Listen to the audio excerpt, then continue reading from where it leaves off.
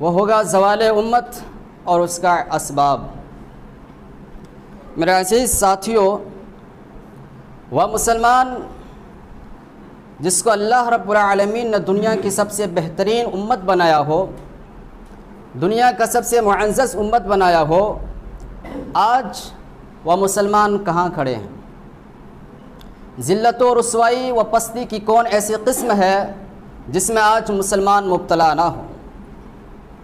آج ہم لوگ جس ملک کے اندر رہتے ہیں، اس ملک کے اندر گائے، بلی، کتے اور دیگر جانوروں کے حقوق کی تنظیمیں موجود ہے، لیکن مسلمانوں کے حقوق کی کوئی پرواہ کرنے والا نہیں ہے۔ مسلمانوں کی عزتیں لوٹی جاتی ہے، مسلمانوں کے ماؤں بہنوں کی عزتوں کو تار تار کیا جاتا ہے، مسلمانوں کے نوجوانوں کو تحت تحق کیا جاتا ہے، مسلمانوں کے پراپرٹیز کو لوٹا جاتا ہے، کوئی آواز اٹھانے والا نہیں۔ جبکہ ایسا نہیں ہے کہ مسلمانوں کی تعداد کم ہے، 1.5 سے 2 ارب کی تعداد ہے مسلمانوں کی اس دنیا میں، 50 سے زائد مسلمانوں کے خود کے ممالک ہیں۔ آج مسلمانوں کے پاس تعداد کی کمی نہیں ہے، آج مسلمانوں کے پاس طاقت کی کمی نہیں ہے، آج مسلمانوں کے پاس وسائل کی کمی نہیں ہے، لیکن آج یہ امت ذلت و رسوائی سے دوچار ہے۔ تو سب سے پہلے یہ سوال پیدا ہوتا ہے کہ یہ ذلت و رسوائی، یہ پستی اس امت کے لیے کیوں جس کو اللہ رب العالمین نے دنیا کی سب سے بہترین امت بنایا ہو، دنیا کی سب سے معزز امت بنایا ہو، آج آخر اس امت کا یہ حال کیوں ہے؟ اس کے اسباب کیا ہیں؟ اس کے ریزن کیا ہیں؟ کیوں ایسے حالات ہیں آج ہمارے؟ میں نے آپ حضرات کے سامنے قرآن مجید سورہ آل عمران آیت نمبر 25 کی تلاوت کی ہے۔ اس آیت کریمہ کے اندر اللہ رب العزت نے عزت اور ذلت کو اپنی مشیت پر موقوف کرتے ہوئے فرمایا، قُلِ اللَّهُمَّ مَالِكَ الْمُلْكِ تُؤْتِي الْمُلْكَ مَن تَشَاءُ۔ اللہ فرماتا ہے نبی آپ دعا کیجئے کہ اللہم مالک الملک، کہ اللہ تو بادشاہت کا مالک ہے، ساری کائنات کا بادشاہت تیرے ہاتھ میں ہے۔ تُؤْتِي الْمُلْكَ مَن تَشَاءُ، تو جس کو چاہتا ملک عطا کرتا ہے، تو جسے چاہتا حکومت میں بٹھا دیتا ہے، تو جسے چاہتا اقتدار پر بٹھا دیتا ہے۔ وَتَنزِعُ الْمُلْكَ مِمَّن تَشَاءُ، اور تو جس سے چاہتا کرسی چھین لیتا ہے، تو جس سے چاہتا اقتدار سے محروم کر دیتا ہے۔ وَتُعِزُّ مَن تَشَاءُ وَتُذِلُّ مَن تَشَاءُ، اور تو جس کو چاہتا عزت دیتا ہے اور تو جسے چاہتا ذلیل و خوار کر دیتا ہے۔ بِیَدِکَ الْخَیْرُ، دنیا کی ساری خیر و برکت تیرے ہی ہاتھ میں ہے۔ اِنَّکَ عَلیٰ کُلِّ شَیْءٍ قدیر، اور اللہ تو ہر چیز پر قادر ہے۔ اس آیت کریمہ نے واضح کر دیا کہ عزت اور ذلت اللہ کے ہاتھ میں۔ اگر آج ہم ذلیل و خوار ہیں تو ہمیں یہ بات یاد رکھنی چاہیے کہ ہمیں دوبارہ عزت اللہ رب العالمین ہی دے سکتا ہے۔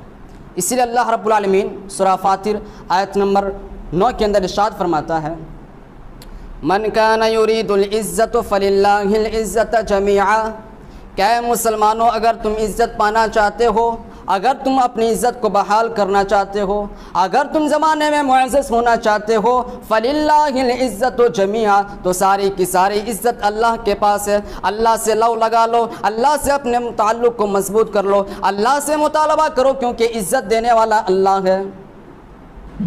میرے پیارے بھائیوں، جب ہم اللہ کے دین پر تھے، کتاب اللہ اور رسول کی سنت پر اپنی زندگی کو عمل کر رہے تھے، تو ہم معزز تھے۔ زمانے میں ہمارا ایک روب تھا، ایک دبدبہ تھا، ایک قیمت تھی، ایک وزن تھا، ایک ویلو تھا، لیکن آج ہم ویلو لیس ہو گئے، آج ہم بیس لیس ہو گئے، آج ہماری دنیا میں کوئی اوقات نہیں، کیونکہ ہم آج اللہ کے دین سے دور ہو گئے، اللہ نے ہم کو عزت سے دور کر دیا۔ تو آج پوری دنیا کے اندر مسلمان جو در در کی ٹھوکریں کھا رہا ہے، آج ہر جگہ مسلمانوں پر ظلم و ستم کی ٹھوکریں ہو رہی ہے، اس کے سب سے پہلی وجہ وہ یہ ہے کہ آج مسلمانوں کے دلوں کے اندر دنیا کی محبت بیٹھ چکی ہے۔ آج ہمیں قیامت کا کوئی ڈر نہیں، آخرت کا کوئی احساس نہیں، اللہ کی عدالت میں جواب دہی کا کوئی احساس نہیں۔ آج کے مسلمانوں کا شب و روز دنیا کی فکر میں گزارتا ہے۔ رات میں جب انسان بستر پر سونے کے لیے جاتا ہے تو دنیا کی فکر اور دنیا کے ٹینشن کو لے کر سوتا ہے، اور جب صبح کو اٹھتا ہے تو دنیا کے لیے اٹھتا ہے۔ آج کے مسلمانوں کی زندگی دنیا دنیا اور صرف دنیا ہے۔ اسی لیے اللہ رب العالمین قرآن مجید سورہ حدید آیت نمبر 19 کے اندر ارشاد فرماتا ہے اس دنیا کی حقیقت کے بارے میں کہ اعلموا انما الحیات الدنیا لعب ولہو وزینۃ وتفاخر بینکم وتکاثر فی الاموال والاولاد۔ اللہ رب العالمین اس آیت کریمہ کے اندر انسانی زندگی کا پورا خاکہ بنا دیا، پورا نقشہ بنا دیا۔ ذرا دیکھیے اس آیت کریمہ کے اندر اللہ رب العالمین فرماتا ہے اعلموا، اے میرے بندو تم جان لو، انما الحیات الدنیا لعب، کی یہ دنیا کی زندگی تو ایک کھیل ہے، ولہو اور ایک تماشا ہے، وزینۃ اور ایک زینت ہے، وتفاخر بینکم اور ایک دوسرے پر فخر کرنا ہے، وتکاثر فی الاموال والاولاد اور مال و دولت کو کثرت سے حاصل کرنا ہے۔ اس آیت کریمہ کے اندر اللہ رب العالمین نے انسانی زندگی کا پورا نقشہ بنا دیا کہ انسانی زندگی کے اندر 5 دور آتے ہیں، 5 پہلو آتے ہیں، 5 چیزوں کا نام اس آیت کریمہ کے اندر لیا۔ اللہ رب العالمین نے اس آیت کریمہ کے اندر سب سے پہلے جس شبد کا استعمال کیا وہ کھیل کا استعمال کیا، اسی لیے کہ انسانی زندگی کا جو سب سے پہلا دور ہوتا ہے وہ کھیل کا زمانہ ہوتا ہے۔ آپ دیکھیے 6 سال کے بچے کو، 5 سال کے بچے کو دیکھیے، وہ بچہ جہاں بھی رہے گا بچہ کھیلے گا۔ اگر آپ اس بچے کو پڑھنے کے لیے اسکول بھیجے بچہ وہاں بھی کھیلے گا۔ اگر آپ اس بچے کو نماز پڑھنے کے لیے جمعہ کے دن مسجد میں بھیجیں گے بچہ یہاں آ کر بھی کھیلے گا، کیونکہ بچے کو صرف کھیل سے مطلب ہوتا ہے۔ ان کی زندگی کا کوئی مقصد نہیں، کوئی ٹارگٹ نہیں، کوئی مشن نہیں، ان کو صرف کھیل ہی دکھتا ہے۔ اسی لیے اللہ رب العالمین نے اس آیت کریمہ کے اندر سب سے پہلے کھیل کا لفظ استعمال کیا کہ اعلموا انما الحیات الدنیا لعب، کہ اے میرے بندو یہ دنیا کی زندگی تو ایک کھیل ہے۔ اس کے بعد دوسرا دور بتاتے ہیں، جب بچہ دھیرے دھیرے جوان ہو جاتا ہے، 15 سال کا ہو جاتا ہے، تو کھیل سے بات آگے بڑھ جاتی ہے۔ اب اس کے اندر لہو پیدا ہو جاتا ہے، اب اس کے اندر کچھ مستی پیدا ہو جاتی ہے، اب اس کے اندر انجوائمنٹ کی خواہش پیدا ہونے لگتی ہے، اب وہ تماشا کی چیزوں کو دیکھنا پسند کرتا ہے۔ یہ انسانی زندگی کا دوسرا دور ہوتا ہے۔ اس کے بعد اللہ فرماتا وزینۃ، جب انسان 20 سال کا 22 سال کا ہوتا ہے تو اس کی ساری توجہ اور سارا فوکس وہ اپنے جسم کو دیتا ہے، اپنے باڈی کو دیتا ہے، کہ کیسے میں خوبصورت دکھوں گا، کیسے میں اچھا دکھوں گا، کیسے میں ہینڈسم دکھوں گا، کہ بالوں کو کیسے اسٹائل دوں، داڑھی کیسے رکھوں، پاجامہ کیسے پہنوں، جینس کیسے پہنوں، کون سا ٹی شرٹ پہنوں، جینس ٹخنا سے نیچے پہنوں یا اوپر پہنوں، یعنی اس کی ساری توجہ اور سارا فوکس وہ اپنے جسم کو دیتا ہے، اپنے باڈی کو دیتا ہے کہ کیسے میں خوبصورت دکھوں گا۔ اللہ رب العالمین نے اس آیت کریمہ کے اندر یہ انسانی زندگی کا تیسرا دور بتایا۔ اس کے بعد فرمایا وَتَفَاخُرٌ بَيْنَكُمْ، جب انسان 30 سال کا ہو جاتا، 35 سال کا ہو جاتا ہے تو اس کے اندر مقابلہ کرنے لگتا ہے، اس کے اندر کمپٹیشن پیدا ہو جاتا ہے۔ وہ سوچتا ہے کیسے میرے پاس دوسروں سے زیادہ دولت آ جائے، کیسے میرے پاس دوسروں سے زیادہ پیسے آ جائے، کیسے میں اس سے زیادہ امیر بن جاؤں، کیسے میں اس سے زیادہ سکسیس ہو جاؤں۔ انسان ایک دوسرے سے کمپٹیشن کرنے لگتا، مقابلہ کرنے لگتا ہے۔ یہ اللہ رب العالمین نے انسانی زندگی کا چوتھا اسٹیج بتایا۔ اس کے بعد اللہ فرماتا ہے وَتَكَاثُرٌ فِي الْأَمْوَالِ وَالْأَوْلَادِ، جب جوانی ختم ہو جاتی ہے، انسان بڑھاپے کے دور میں داخل ہو جاتا ہے، انسان بڑھاپے کی دہلیز میں قدم رکھ لیتا ہے، اب اس کے بیٹوں کے بیٹے ہو جاتے ہیں، اب اس کے پوتوں کے پوتے ہو جاتے ہیں، اب وہ بوڑھا ہو جاتا ہے، نواسے والا ہو جاتا ہے، اب مال بھی زیادہ ہے اور اولاد بھی زیادہ ہے۔ اب انسان یہی سوچتا ہے کہ کیسے میرا خاندان بڑا ہو جائے، میرا خاندان ترقی کر جائے اور کیسے میرے پاس زیادہ سے زیادہ دولت آ جائے۔ یہ انسانی زندگی کی کل تمنا اور آرزو ہوتی ہے۔ اللہ رب العالمین نے صرف ایک آیت کے اندر پوری انسانی زندگی کا نچوڑ بتا دیا کہ انسانی زندگی کیسے اپنی زندگی کا شروعات کرے گا اور کہاں سے ان کی زندگی کا اختتام ہوگا، صرف ایک آیت کے اندر۔ اس آیت کے فوراً بعد اللہ رب العالمین نے ایک مثال دیا، ایک ایگزامپل دیا کہ کَمَثْلِ غَيْثٍ أَعْجَبَ الْكُفَّارَ نَبَاتُهُ، کہ میرے بندو، اے مسلمانوں، یہ دنیا کی زندگی تو ایک کھیتی کی طرح ہے۔ جیسے کسان اپنی کھیتی کو بوتا ہے تو کھیتی جب ہری بھری ہوتی ہے تو دیکھنے میں بڑا اچھا لگتا ہے، بڑی خوبصورت لگتی ہے۔ ثُمَّ يَهِيجُ فَتَرَاهُ مُصْفَرًّا، پھر ایک ایسا دور آتا ہے، ایک ایسا ٹائم آتا ہے کہ وہ کھیتی پک جاتی ہے، فصل پک جاتی ہے، فصل تیار ہو جاتا ہے۔ ثُمَّ يَكُونُ حُطَامًا، پھر کسان اپنے کھیتی کو، اپنے فصل کو کاٹ کر گھر لے آتے ہیں۔ اللہ رب العالمین نے انسان کی جوانی کو ہرے پودے سے تشبیہ دی کہ جب پودا ہرا ہوتا ہے تو دیکھنے میں بڑا خوبصورت لگتا ہے، ایسے انسان کی جوانی بڑی خوبصورت لگتی ہے۔ ثم یکون حطاما، جیسے فصل پک جاتا ہے تو کسان اپنی کھیتی کو کاٹ کر گھر لے آتے ہیں، ایسے انسان بھی پک جاتا ہے اور اللہ رب العالمین اس کو موت کے ذریعے کاٹ دیتا ہے اور وہ قبر کے اندر پہنچ جاتا ہے۔ یہ ہے انسانی زندگی کی کل تمنا اور آرزو۔ میرے پیارے بھائیوں، 4 دن کے زندگی کے پیچھے آج انسان بھاگا جا رہا ہے۔ دنیا کا نہ غم پرماننٹ ہے اور نہ دنیا کی خوشی پرماننٹ ہے۔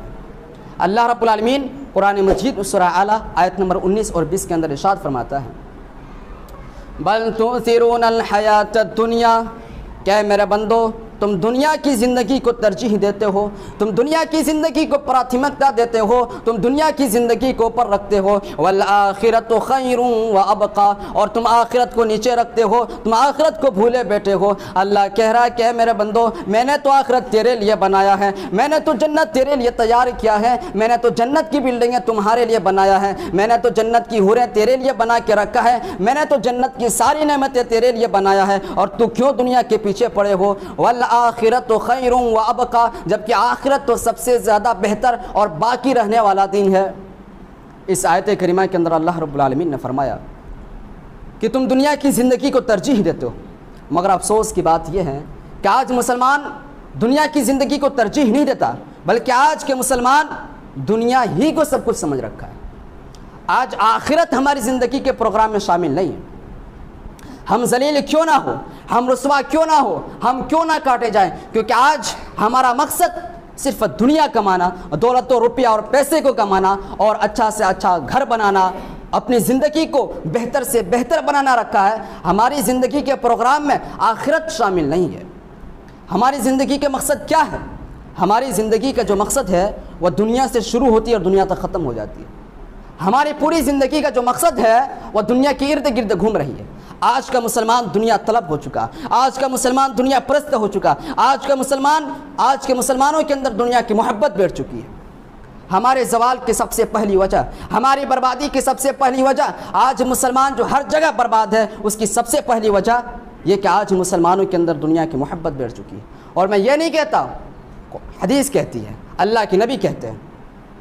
آئیے میں آپ حضرات کے سامنے ایک حدیث پڑھتا ہوں، مسلم شریف کی ہے، اور میں یہ سمجھتا ہوں کہ اگر اس حدیث کو قاعدے سے پڑھا جائے اور اگر قاعدے سے سنا جائے، صحیح سے سنا جائے، تو ایسا معلوم ہوتا ہے کہ اللہ کے نبی کے سامنے آج کے ہمارے حالات ہیں۔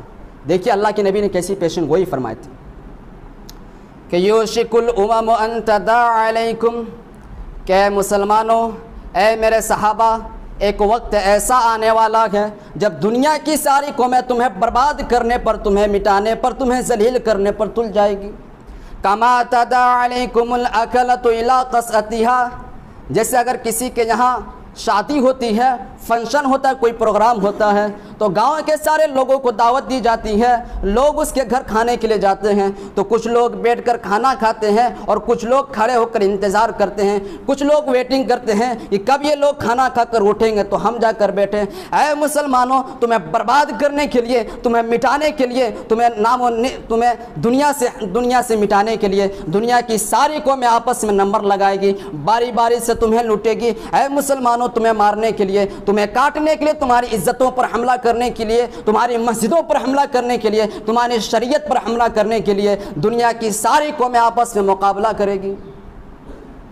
صحابہ کرام نے پوچھا کہ اللہ کے رسول، کیا اس وقت مسلمانوں کی تعداد کم ہوگی؟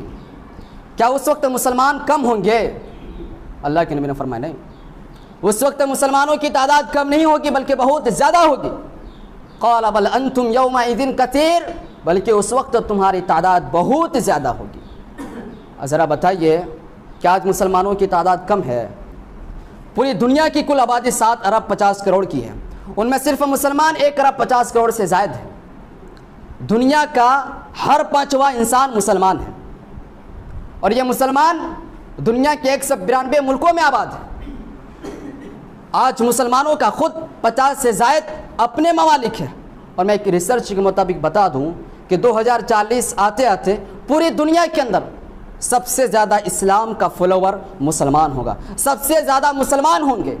آج مسلمانوں کی تعداد کم نہیں ہے، آج مسلمانوں کی تعداد کی کمی نہیں ہے پوری دنیا کے اندر، لیکن آج اللہ کے نبی نے فرمایا وَلَكِنَّكُمْ غُثَاءٌ كَغُثَاءِ السَّيْلِ کہ میرے صحابہ ہے، میرے پیارے صحابہ، اس وقت مسلمانوں کی تعداد بہت زیادہ ہوگی، اس وقت مسلمان بہت ہوں گے، لیکن مسلمانوں کی حیثیت اور مسلمانوں کا اوقات ایسے ہوگا جیسے سیلاب میں بہنے والے خس و خاشاک کی ہوتی ہے، اس وقت مسلمانوں کی حیثیت ایسی ہوگی جیسے پانی کے اوپر جو جھاگ بہتا ہے، جو بلبلا ہوتا ہے، پھونک مارو تو اڑ جاتی ہے، اس کے اندر کوئی طاقت نہیں، کوئی حیثیت نہیں ہوتی ہے، ایسے مسلمان کی حیثیت ہو جائے گی، ایسے مسلمانوں کی اوقات ہو جائے گی۔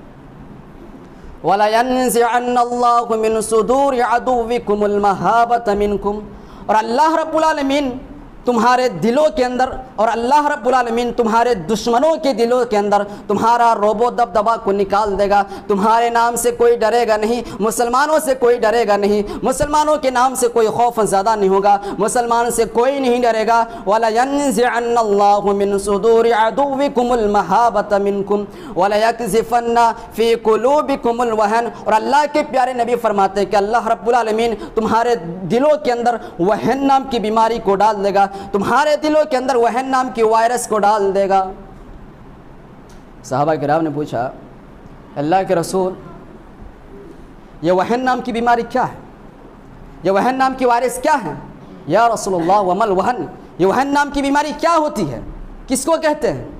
اللہ کے نبی نے فرمایا حب الدنیا و کراہیت الموت، تم دنیا سے محبت کرنے لگو گے اور موت سے نفرت کرنے لگو گے، موت سے کراہیت ہو جائے گی، تمہیں زندگی سے پیار ہو جائے گا، تمہیں دنیا سے محبت ہو جائے گی، تم موت سے دور بھاگو گے اور دنیا کے پیچھے دوڑو گے، دنیا کو حاصل کرو گے اور موت سے کراہیت کرنے لگو گے، موت سے نفرت کرنے لگو گے۔ اب ایمانداری کے ساتھ بتائیے کہ آج یہ بیماری، جس بیماری کی طرف اللہ کے نبی نے اشارہ کیا تھا، کہ آج یہ بیماری مسلمانوں کے اندر ہے کہ نہیں ہے؟ کیا آج یہ بیماری آپ کے اندر ہے کہ نہیں ہے؟ آج پورے مسلمان، پوری دنیا کے اندر جہاں بھی مسلمان ہے اس بیماری سے کوئی محفوظ نہیں ہے، آج ہر مسلمان کے اندر یہ بیماری بیٹھ چکی ہے۔ میرے پیارے بھائیوں، یہ دنیا ہماری ضرورت ہے، مقصد نہیں ہے، مقصد تو آخرت ہے۔ تو ہماری بربادی کی سب سے پہلی وجہ کہ آج ہم دنیا سے محبت کر چکے ہیں، آج ہم نے دنیا سے محبت کر بیٹھے ہیں۔ حضرت خالد بن ولید کو دیکھو، حضرت خالد بن ولید مسلمانوں کا لشکر لے کر کے ایران کے پر حملہ کرنے کے لیے جاتے ہیں، اور ایران پر ایک جگہ ہوتی ہے، اس کا نام ہوتا ہے ابواللہ۔ ابواللہ کے اندر جو کمانڈر تھے وہ اپنے قلعے کے اندر چھپ جاتے ہیں، ابواللہ کے سارے لوگ اپنے قلعے کے اندر چھپ جاتے ہیں، اپنے آپ کو قید کر لیتے ہیں۔ حضرت خالد بن ولید، جس کو سیف اللہ کہا جاتا ہے، اللہ کی تلوار، حضرت خالد بن ولید، وہ قلعہ بھی بڑا مضبوط ہوتا ہے، بہت خطرناک ہوتا ہے، یعنی اس قلعے کو توڑنا، اس قلعے کو کراس کرنا بڑا مشکل کام ہوتا ہے۔ تو حضرت خالد بن ولید ایک لیٹر لکھتے ہیں، خط لکھتے ہیں، اور ابواللہ کے جو کمانڈر تھے جس کا نام تھا ہرمز، اس کو دیتے ہیں کہ اے ہرمز، میں ایک ایسے لشکر لے کر آیا ہوں، میں ایسے فوج لے کر آیا ہوں، جئنا بأمۃ یحبون الموت کما تحبون الحیات، میں ایسے لشکر لے کر آیا ہوں جو موت سے محبت کرتی ہے جتنی محبت تم اپنی زندگی سے کرتے ہو۔ اللہ اکبر۔ جئنا بأمۃ یحبون الموت کما تحبون الحیات، کہ اے ہرمز، اگر تو ایک مہینہ تک اس قلعے کے اندر چھپ کر بیٹھے رہے گا تو ایک مہینہ تک ہم یہاں کھڑا ہو کے تیرا انتظار کریں گے، کیونکہ ہم ایسے فوج لے کر آئے ہیں، ایسے لشکر کو لے کر آئے ہیں جو موت سے محبت کرتی ہے جتنی محبت تم اپنی زندگی سے کرتے ہو۔ یہ تھے کل کے مسلمان جو پوری دنیا کے حاکم تھے، جو مکمل دنیا پر حکومت کر رہے تھے۔ میرے پیارے ساتھیوں، اسلام ہمیں یہ نہیں کہتا کہ آپ دنیا کے اندر رہ کر زندگی نہ گزاریں، کاروبار نہ کریں، بزنس نہ کریں، مال و دولت نہ کمائیں، گھر مکان نہ بنائیں، بال بچوں بیوی کا حق ادا نہ کریں، سب کریں۔ وَابْتَغِ فِي مَا آتَاكَ اللَّهُ الدَّارَ الْآخِرَةَ وَلَا تَنْسَ نَصِيبَكَ مِنَ الدُّنْيَا، اے مسلمانوں تم دنیا کے اندر اپنا حصہ اور اپنا حق مت بھولو اور ساتھ میں آخرت کی تیاری کرو، یہ اسلام ہم سے چاہتا ہے۔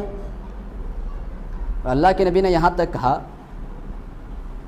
کہ اگر آپ نے 1 دینار اللہ کے راستے میں خرچ کیا اور 1 دینار آپ نے کسی مسکین اور کسی غریب آدمی کو مدد میں دیا اور 1 دینار آپ نے اپنے گھر والوں پر، اپنے فیملی پر، اپنے بال بچوں پر، اپنے پریوار والوں پر خرچ کیا، تو ان تینوں دینار میں سب سے افضل دینار وہ ہے جو آپ نے اپنے گھر والوں پر، اپنے فیملی پر، اپنے پریوار پر جائز طریقے پر خرچ کیا۔ اسلام ہمیں دنیا سے نہیں روکتا ہے، لیکن صرف دنیا میں مگن ہو جائے اس سے روکتا ہے۔ تو ہماری بربادی کی سب سے پہلی وجہ کہ آج مسلمانوں کے اندر دنیا کی محبت بیٹھ چکی ہے۔ اب آتے ہیں دوسری سبب کی وجہ سے۔ ہماری بربادی کا دوسرا سبب اختلاف و انتشار۔ حاضرین گرامی، کسی بھی قوم کو اگر آپ تباہ کرنا چاہتے ہیں، ان کو برباد کرنا چاہتے ہیں، کسی بھی جماعت کو یا کسی بھی کامیاب گروہ کو اگر آپ منقسم کرنا چاہتے ہیں، تو پھر ایک ہی پاورفل طریقہ ہے کہ ان کے درمیان آپس میں اختلاف پیدا کر دو، وہ خود بخود زوال پذیر ہو جائیں گے، وہ خود بخود نیست و نابود ہو جائیں گے، وہ خود بخود برباد ہو جائیں گے۔ یہ مسلمان جو پوری دنیا پر حکومت کر رہے تھے، جو مکمل دنیا کا حاکم تھے، اسی اختلاف و انتشار کی وجہ سے آج پوری دنیا کے اندر در در کی ٹھوکریں کھا رہا ہے۔ میں آپ کو زیادہ دور کی مثال نہیں دیتا ہوں، اپنے وطن عزیز بھارت کی مثال لے لیجئے، اپنے ہندوستان کی مثال لے لیجئے۔ ہندوستان پر جب انگریز اس ملک پر حکومت کرنے کے لیے آئے تھے تو انہوں نے شروعات میں کسی بندوق کا استعمال نہیں کیا، انہوں نے آغاز میں کسی ہتھیار کا استعمال نہیں کیا، بلکہ ان کا جو سب سے بیسک ویپن تھا وہ یہی تھا کہ ڈیوائڈ اینڈ رول، یعنی ان کو آپس میں لڑاؤ اور خود حکومت کرو، پھوٹ ڈالو اور شاشن کرو۔ اسی اختلاف و انتشار کی وجہ سے انگریزوں نے ہندوستان کے لوگوں کو الگ الگ طور پر منتشر کر کے پورے ہندوستان کے لوگوں کو اپنا غلام بنا لیا تھا۔ تو میرا کہنے کا مقصد یہ ہے کہ آج جو پوری دنیا کے اندر مسلمانوں کی سچویشن ہے، اس کا ایک اہم سبب یہ ہے کہ آج مسلمان بڑھ چکے ہیں، آج مسلمان منتشر ہو چکے ہیں، مختلف جماعتوں میں، مختلف تنظیموں میں، مختلف گروہ میں، مختلف مسلکوں میں آج مسلمان بٹے ہوئے ہیں۔ علامہ اقبال کا نام تو سنا ہوگا، انہوں نے کہا تھا کہ اگر ایک ہو جائیں تو بن سکتے ہیں خورشید مبیں، ورنہ ان بکھرے ہوئے تاروں سے کیا بات بنے گی۔ رات میں تارا نظر آتا ہے، آسمان پر ستارے نظر آتے ہیں، ہر ستارہ اپنے اندر کچھ نہ کچھ روشنی رکھتا ہے، لیکن وہ پوری دنیا کو منور روشن نہیں کر سکتا۔ اگر وہی سارے تارے ایک جگہ جمع ہو جائے اور ایک سورج کا روپ دھار لے تو پھر پوری دنیا کو منور روشن کر سکتا ہے۔ پوری دنیا کے اندر جو کفر کا اندھیرا پھیلا ہوا ہے اس کو اسلام کے ضیاء پاش کرنوں سے منور کر سکتے ہیں۔ اگر سارے مسلمان اگر ایک ہو جائیں، ایک پلیٹ فارم پر ہو جائیں تو وہ دن دور نہیں کہ آج مسلمانوں کے سر پر پھر حکومت کا تاج آ جائے گا، آج مسلمان پھر پوری دنیا کا کایا پلٹ سکتے ہیں۔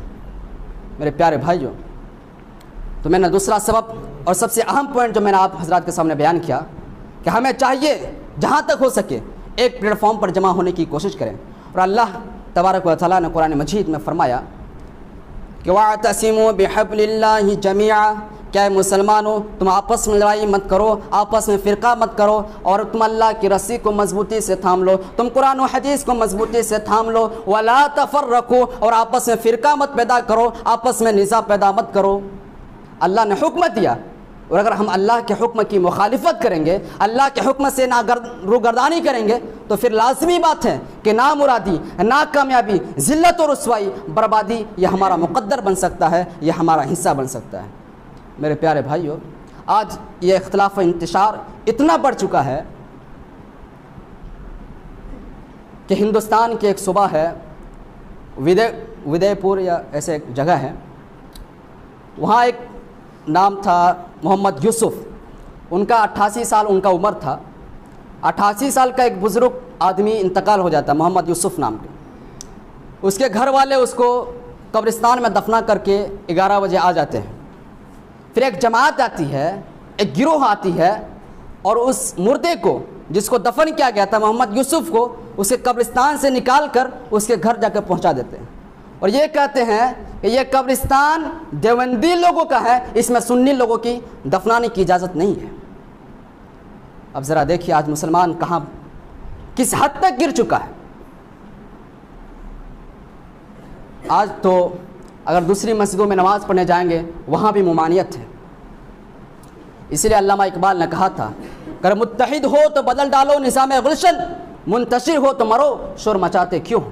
اور اللہ نے قرآن مجید کے اندر ایک جگہ کھل کر اعلان کر دیا، پورا کھول کر کے بتا دیا کہ وَلَا تَنَازَعُوا فَتَفْشَلُوا وَتَذْهَبَ رِيحُكُمْ، کہ اے مسلمانوں، اے میرے بندو، اللہ کی اطاعت کرو، اس کے رسول کی اطاعت کرو، اور آپس میں اختلاف مت کرو، آپس میں لڑائی مت کرو، آپس میں مت بٹو، اس لیے کہ تم آپس میں بٹو گے، آپس میں نزاع پیدا کرو گے، فَتَفْشَلُوا وَتَذْهَبَ، تو تمہاری ہوا اکھڑ جائے گی، تمہاری طاقت ختم ہو جائے گی، تم کمزور پڑ جاؤ گے۔ تو ہماری بربادی کا دوسرا سبب کہ آج ہم بٹے ہیں اس لیے کٹے ہیں۔ تو ہمیں چاہیے جہاں تک ہو سکے ایک پلیٹ فارم پر جمع ہونے کی کوشش کریں۔ اور ہماری بربادی کا تیسرا اور آخری سبب، میں یہ سبب بیان کر کے میں اپنی باتوں کو ختم کر دوں گا۔ اس امت کو اللہ نے سب سے بڑا تحفہ کیا دیا بتاؤ؟ اس امت کو سب سے بڑی نعمت ہمیں کیا ملی؟ قرآن ملا۔ آج ہم نے اس قرآن کی ناقدری کی، ہم نے اس کتاب کے ساتھ ظلم کیا، ہم نے اس کتاب کو تبرک کی کتاب بنا دیا، ہم نے اس کتاب کو قرآن خوانی کے ذریعہ بنایا۔ ارے کتاب تو غور و فکر کرنے کی کتاب ہے، کتاب انزلناہ مبارک لیدبروا آیاتہ ولیتذکر اولو الالباب۔ یہ قرآن تو نصیحت کی کتاب ہے، یہ قرآن تو ذکر کی کتاب ہے، یہ قرآن تو سمجھنے کی کتاب ہے، لیکن آج ہم نے سمجھنا بند کر دیا۔ آج ہم نے اس کتاب کو مردوں کو بخشوانے کا ذریعہ بنایا۔ آج ہم نے اس کتاب کو، یہ کتاب تو مردہ دلوں کے لیے آب حیات ہے، یہ تو سماج میں اور سوسائٹی میں پائے جانے والی ہر بیماری کا علاج یہ قرآن ہمیں بتاتا ہے۔ آج ہم نے قرآن کو چھوڑ دیا، بہت کیا تو رمضان میں کھول کر کے تلاوت کر لی۔ اس قرآن پر عمل کرنا، قرآن کو اپنا دستور بنانا، قرآن جیسی زندگی گزارنے کا حکم دیتا ہے ویسی زندگی گزارنا، یہ سارے کام آج مسلمانوں نے بند کر دیا۔ قرآن کہتا ہے وَقُولُوا لِلنَّاسِ حُسْنًا، اے مسلمانوں جب بات کرو تو اچھی بات کرو۔ آج مسلمانوں کی زبان سے گالیاں نکلتی ہیں، آج مسلمان بیہودہ الفاظ بکتے ہیں۔ قرآن کہتا ہے وَإِذَا قُلْتُمْ فَعْدِلُوا، اے مسلمانوں جب بولو تو انصاف کرو۔ آج کا مسلمان ایک نمبر کا بے ایمان ہے۔ قرآن کہتا وَلَا تَقْرَبُوا الزِّنَا، اے مسلمانوں تم زنا کے قریب نہ جاؤ۔ آج مسلمان کے معاشرے میں زنا عام ہے، بدکاری عام ہے، فحاشی عام ہے۔ قرآن کہتا ہے وَقَرْنَا فِي بُيُوتِكُنَّ وَلَا تَبَرَّجْنَا تَبَرُّجَ الْجَاهِلِيَّةِ الْأُولَىٰ، اے مسلمان عورتوں تم اپنے گھر میں پردے کے ساتھ رہا کرو۔ آج مسلمان بے حیائی میں، بے پردگی میں سب سے آگے ہے۔ قرآن کہتا ہے إِنَّ اللَّهَ يَأْمُرُكُمْ أَن تُؤَدُّوا الْأَمَانَاتِ إِلَىٰ أَهْلِهَا، کہ اے مسلمانوں تم امانت میں خیانت نہ کرو، امانت کو امانت والے کو لٹا دو۔ آج مسلمان خیانت میں، بے ایمانی میں، فراڈ میں سب سے آگے ہیں۔ قرآن نے زندگی گزارنے کا جو اصول بتائے، جو طریقہ بتایا، ہم نے ایک ایک کر کے ان کو ختم کر دیا۔ ہاں ہم یہ تو مانتے ہیں کہ یہ کتاب اللہ کی کتاب ہے، یہ تو تسلیم کرتے ہیں کہ اللہ کا کلام ہے، لیکن اس کتاب کو اس کا حق نہیں دیتے، اس کتاب کو پر ہم زندگی نہیں گزارتے، اس کتاب پر عمل نہیں کرتے، اس کتاب کو اپنا دستور نہیں بناتے۔ اس کتاب کے مطابق ہم نے زندگی گزارنا چھوڑ دیا۔ علامہ اقبال نے کہا تھا وہ زمانے میں معزز تھے مسلمان ہو کر، اور تم خار ہوئے ہو تارک قرآن ہو کر۔ کل قیامت کے دن جب اللہ کی عدالت ہوگی، اللہ کا دربار ہوگا، اللہ کے نبی آئیں گے اور اپنے امت سے شکایت کریں گے، اپنے امت کے بارے میں شکوہ کریں گے، کہیں گے یا اللہ وقال الرسول ان قوم اتخذوا هذا القرآن مہجورا، کہ اللہ میری قوم نے میرے قرآن کو چھوڑ دیا تھا، اے اللہ میرے قوم نے قرآن کے اوپر عمل کرنا، قرآن کے مطابق اپنی زندگی کو گزارنا چھوڑ دیا تھا۔ میرے پیارے بھائیو بتاؤ کہ جس کتاب کو عروج و زوال کا معیار بنایا ہو، اگر ہم اس کتاب سے دور چلے جائیں گے، اگر ہم اس کتاب کو چھوڑ دیں گے تو بتاؤ کیا ہمیں عروج ملے گی؟ کیا ہمیں اللہ کی مدد آئے گی؟ ہرگز نہیں آئے گی۔ اسے اللہ کے نبی نے فرمایا ان اللہ یرفع بهذا الكتاب اقواما ويضع به آخرین، کہ یہ قرآن اللہ رب العالمین قرآن کے ذریعے عزت بھی دیتا ہے اور ذلت بھی دیتا ہے۔ جو قرآن کو تھامے گا، جو قرآن کو اپنی زندگی میں نافذ کرے گا، جو قرآن کے اوپر اپنی زندگی کو چلائے گا، جو قرآن کے حلال کو حلال سمجھے گا، جو قرآن کے حرام کو حرام سمجھے گا، وہ تو کامیاب ہو جائے گا، وہ تو بلند ہو جائے گا، اور قرآن کو چھوڑ دینے والا ذلیل ہو جائے گا۔ آج ہم نے قرآن کو چھوڑ دیا، آج پوری دنیا کے لوگ ہم پر ٹوٹ پڑے ہیں۔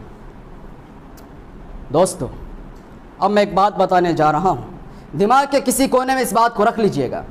اللہ کے نبی کی بہت ہی پیاری حدیث سنانے جا رہا ہوں، صحیح ابن حبان کی روایت ہے، کل قرآن شافع مشفع، کہ کل قیامت کے دن قرآن شفاعت کرے گا، قرآن پڑھنے والا، قرآن کی تلاوت کرنے والا، قرآن پر غور و فکر کرنے والا، قرآن پر عمل کرنے والا، قرآن کے مطابق اپنی زندگی کو گزارنے والا، کل جب قیامت کے دن آئے گا تو قرآن شفاعت کرے گا۔ قرآن کہے گا اللہ جب ساری دنیا بستر پر سویا کرتی تھی تو یہ مجھے پڑھا کرتا تھا، اے اللہ جب دنیا کے سارے لوگ اپنے دن کی شروعات جھوٹی اخبار پڑھ کر کیا کرتا تھا تو یہ تیرا بندہ تھا جو اپنے دن کے آغاز قرآن کی تلاوت سے کیا کرتا تھا۔ اے اللہ یہ تیرا نیک بندہ تھا جو دنیا میں قرآن کے مطابق اپنی زندگی کو گزارا کرتا تھا۔ قرآن شفاعت کرے گا اور قرآن کی شفاعت قبول کی جائے گی۔ وماحل، اور قرآن جھگڑا کرے گا۔ ومصدق، اور قرآن کی جو بھی بات ہوگی اللہ رب العالمین قرآن کی بات کو مانے گا، قرآن کی تصدیق کرے گا۔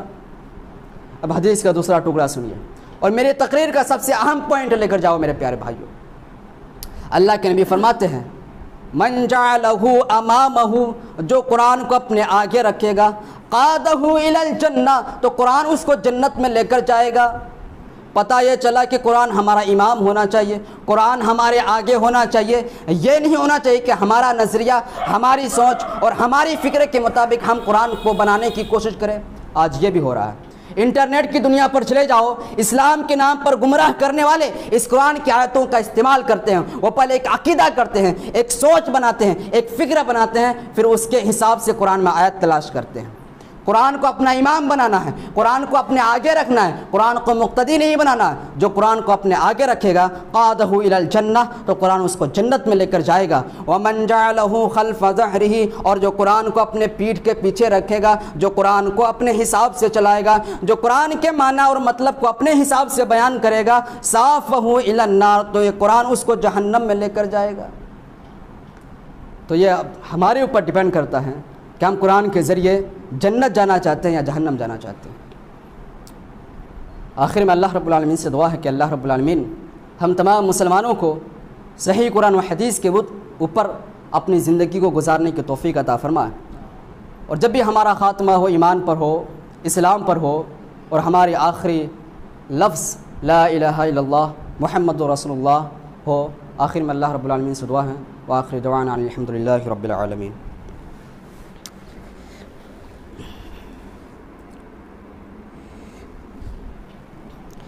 ان الحمد للہ نحمده ونستعینه ونستغفره ونعوذ باللہ من شرور انفسنا ومن سیئات اعمالنا۔ بسم اللہ الرحمن الرحیم۔ قل هو اللہ احد اللہ الصمد لم یلد ولم یولد ولم یکن له کفوا احد۔ سبحان ربک رب العزة عما یصفون۔